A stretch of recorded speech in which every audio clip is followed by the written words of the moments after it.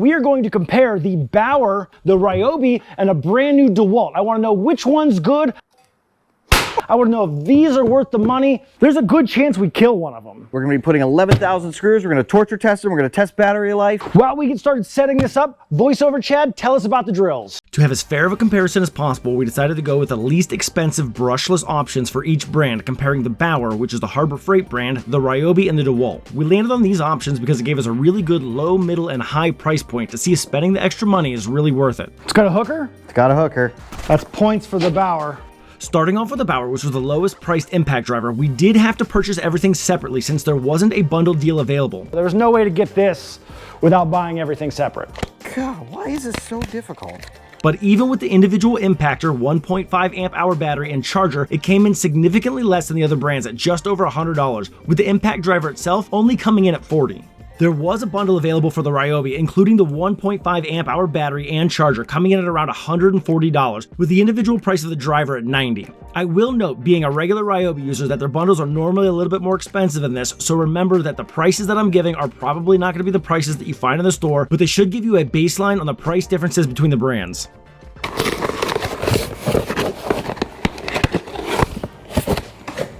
No hooker.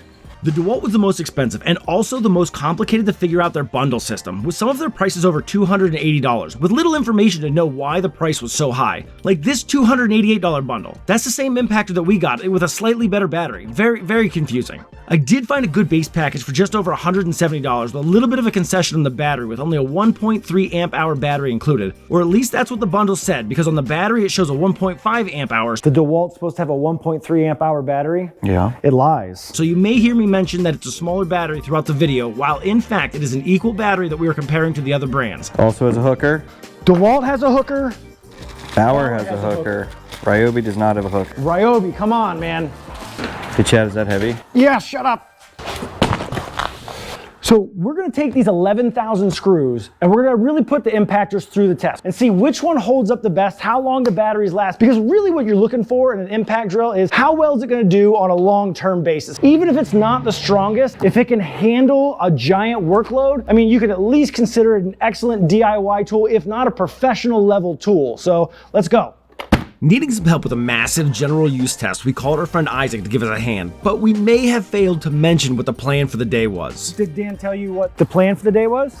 We're about to hit 11,000 subscribers, so we're gonna put 11,000 screws in some wood. That is a lot of screws. Is that actually 11,000 or is that? It's actually like, what is it, 12,000 some odd? Yeah. As we get started on what we would soon learn was an incredibly long and tedious test, Ready to put a shit ton of screws into some wood? Sounds like a good time. let me go over the advertised specifications for each of the impact drivers, mentioning first that these tests are not meant to be a comprehensive test of what the manufacturer advertises, but rather a usability, durability, and purchase value test. In short, which one is the best bang for the buck? We're gonna all three of us are gonna try all three drills. Dan, which one are you starting with? I'm gonna start with the cheapest one, the Bauer. Bauer's got the power! I don't know if that's true or not. I don't either. Is that they're saying? I don't know. It should be if it's not. It should be. Bauer, that should be your, Harbor Freight, that should be your saying for Bauer. Dan, starting with the Bauer, which one are you starting with? I'll take the Ryobi. Means I get the Dewalt. I'm going to separate the features into three categories. First is going to be the technical specifications, which are just the specs advertised by the manufacturer. Starting out with the technical specifications, we're going to be looking at the max RPM, the torque, and the BPM, which stands for blows per minute, or how many times the impact driver impacts per minute. Second is going to be the size and weight, or the basic comfort category. And lastly are extras, which are going to be some of the features that we find most useful while using the impact drivers on our job sites.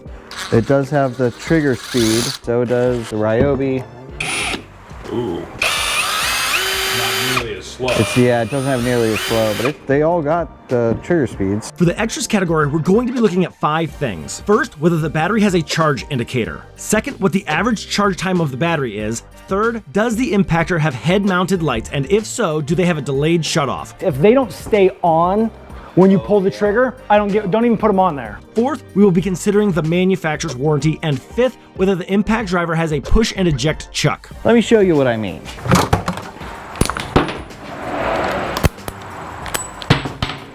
They should all do that. It makes life so much easier. Starting off with the Bauer in the tech spec category, we come in at 3,200 RPM, 2,000 inch-pounds of torque, and 3,750 BPM, which, rating the specs against the other brands, come in at number 1 for RPM, number 2 for torque, and number 2 for BPMs. So I was impressed with the Bauer. It works pretty good. It doesn't get overly hot. I don't hate it. I don't hate it at all. I actually kind of like it. I do too. It's not bad. It's really not.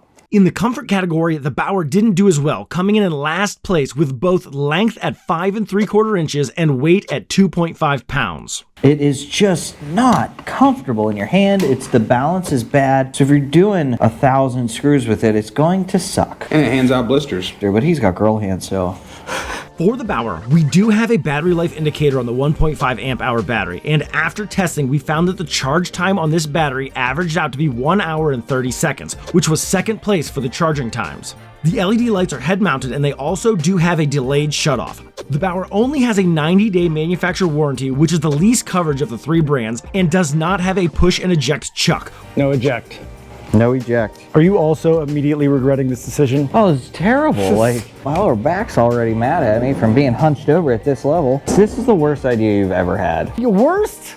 Yes. Moving on to the Ryobi in the tech spec category, we come in at 2,900 RPMs, 2,000 inch-pounds of torque, and 4,000 BPM, rating the driver at number 2 for RPM, number 1 for torque, and number 1 for BPM.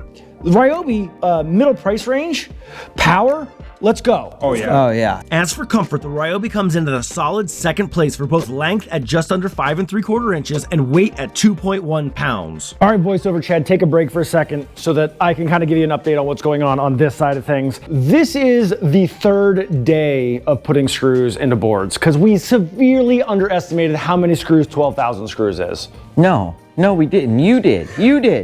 We are at 5,217 screws. I don't think this is even going to be the last day of putting screws in boards. Voiceover Chad, take it away.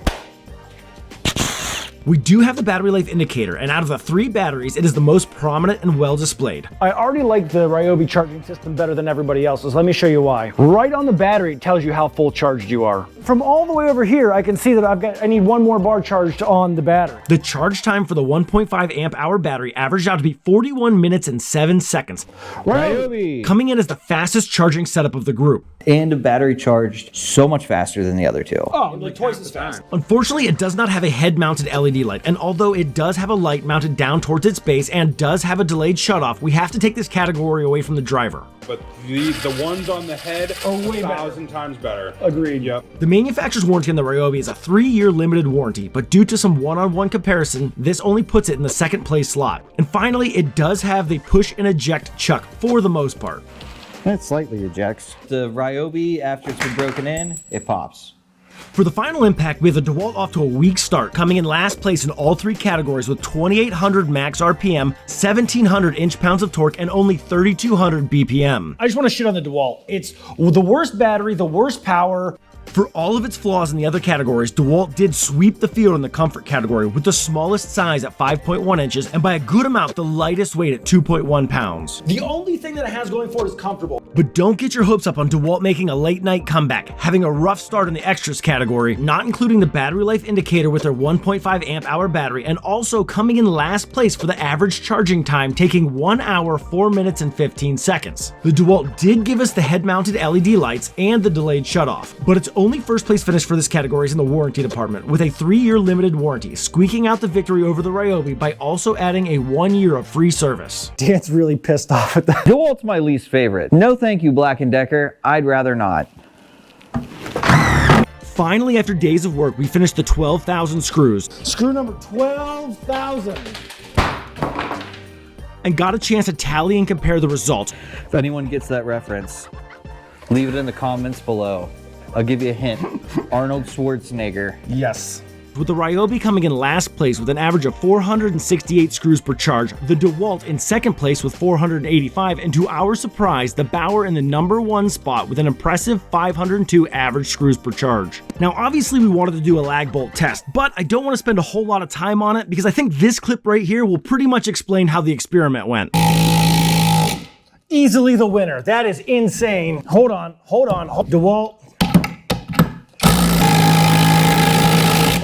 Don't worry, the Harbor Freight's got you, DeWalt. Ryobi. I think we have a winner. The final test, and quite possibly the one that you've been waiting for, is the durability test. For this test, I dropped the impact drivers from every rung of my 8-foot ladder, and if they survived the ladder, I dropped them from my 10-foot rafters onto solid concrete. To spare you the boring parts, I'm going to skip ahead to the last 2 rungs of the ladder, and then, if they survive, the rafter drop.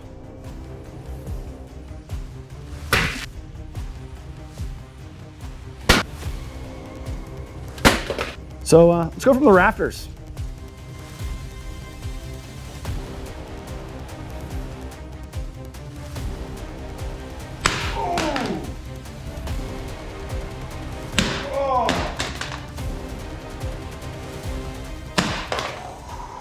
Works fine. Dewalt passes. Passes, flying colors, no real damage. I mean, a little bit of like rubber damage right there, but that's it. No other major damage. Passes. Filling in the rest of the comparison charts and averaging the results, on paper, the worst impact driver was the Bauer, only barely being squeezed out of a tie for second place with the Dewalt by the little bit of damage it took during the drop test. And number 1, by a very clear margin, was the Ryobi. But I think a better measure of the quality of a product is the user opinion. My list is Ryobi, Bauer, Dewalt for 1, 2, 3. Exactly the same. Yeah. Let's categorize. Based on the testing and based on the personal experience with this, I am going to give the Dewalt a low professional rating. And that might piss some of the internet off. Doesn't have what some of the other brands have on the market. So low professional. Am going to downgrade. As much as we loved the Bauer, I am going to put this in, let's put it in high quality DIY. Maybe low professional in like a handyman situation or something like that. This might be the winner of the day, being that it is so good for so little money. Absolutely blown away at how good the Bauer was. But obviously the runaway winner of all of the tests is the Ryobi. And this thing was absolutely fantastic. Falls in the middle price point wise. Excellent power, excellent comfort, excellent everything. Internet be damned. Ryobi's high professional. I've got all the data to back it up. That's the game. That's what I think. The only way I would do another 12,000 is if this video does more than 1 million views. You guys better subscribe. Like, hit that right now.